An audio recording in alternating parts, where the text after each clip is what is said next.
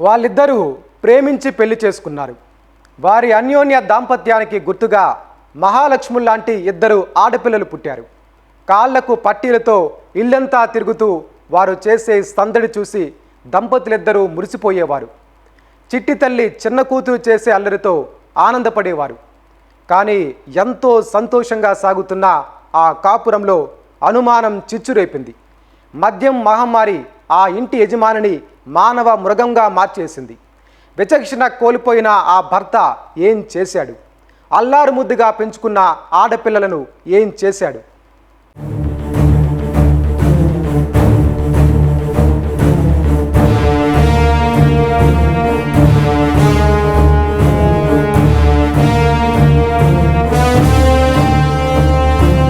ముద్దులొలికించే మోము, ముచ్చటగొలిపే చిరునవ్వుతో ఆడపిల్ల ఇల్లంతా కలియ తిరుగుతుంటే మహాలక్ష్మి మన ఇంటికే వచ్చిందనుకుంటాం.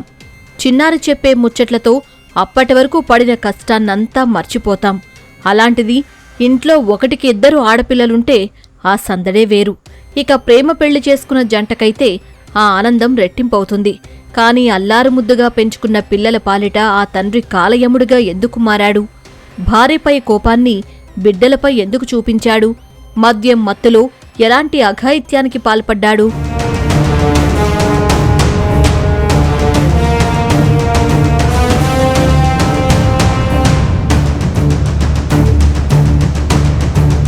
తూర్పుగోదావరి జిల్లా కోరుకొండ మండలం గాధరాడకు చెందిన రామవరపు రాజు, నీలిమ 7 ఏళ్ల క్రితం ప్రేమించి పెళ్లి చేసుకున్నారు. వీరికి 6 ఏళ్ల జాహ్నవి, 4 ఏళ్ల లహరి కుమార్తెలు. బిడ్డలు పుట్టిన కొంతకాలం వరకు రాజు బాగానే ఉన్నాడు. కాని క్రమంగా మద్యానికి అలవాటు పడ్డాడు. వ్యసనాలకు బానిసగా మారాడు. ప్రతిరోజూ మద్యం తాగి ఇంటికి వచ్చి భార్యను వేధించడం మొదలుపెట్టాడు. ఆమెను అనుమానిస్తూ కొట్టేవాడు. దీంతో విసిగిపోయిన నీలిమ బిడ్డలతో సహా బంధువుల ఇంటికి వెళ్లిపోయింది. దీంతో ఉక్రోషంతో ఉడికిపోయిన రాజు భార్య వద్దకు వెళ్లి మళ్లీ గొడవ పెట్టుకున్నాడు. ఇంటికి రాకుంటే నీతో పాటు బిడ్డలను కూడా చంపేస్తానని బెదిరించాడు. గ్రామస్తులు జోక్యం చేసుకుని రాజును గట్టిగా మందలించారు. మరోసారి మందు తాగి గొడవ చేయనని హామీ ఇవ్వడంతో నీలిమకు సర్ది చెప్పి భర్తతో పాటు పంపించేశారు.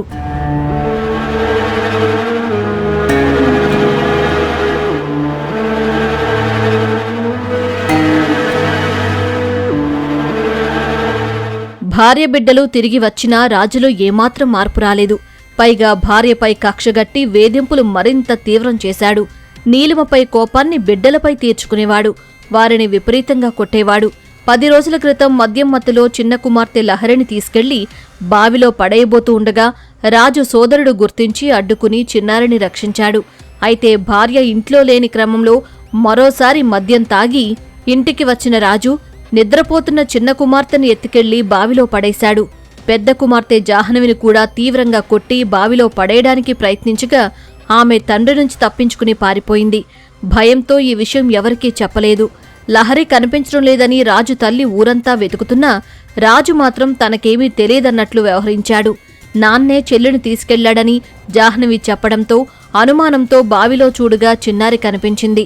బావిలో నీరు తక్కువగా ఉండడంతో చిన్నారి అప్పటికింకా చనిపోకపోవడంతో బయటకు తీసి ఆసుపత్రికి తరలించగా చికిత్స పొందుతూ కన్ను మూసింది. నన్ను మనించి కొట్టుబడింది.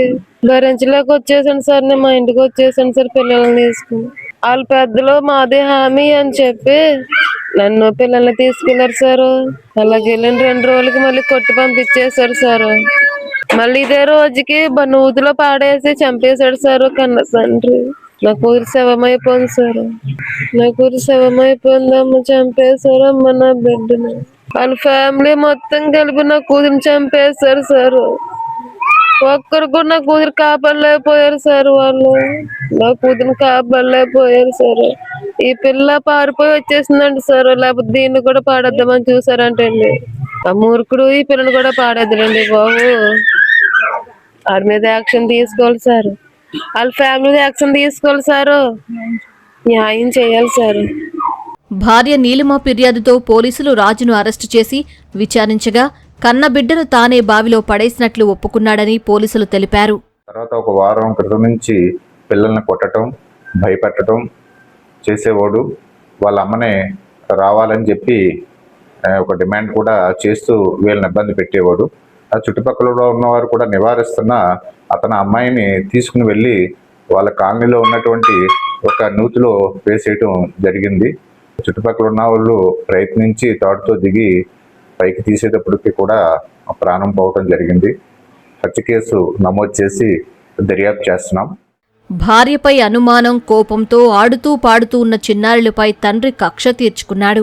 ఓ బిడ్డను హతమార్చడమేగాక మరో చిన్నారిని విపరీతంగా కొట్టి చంపబోయాడు.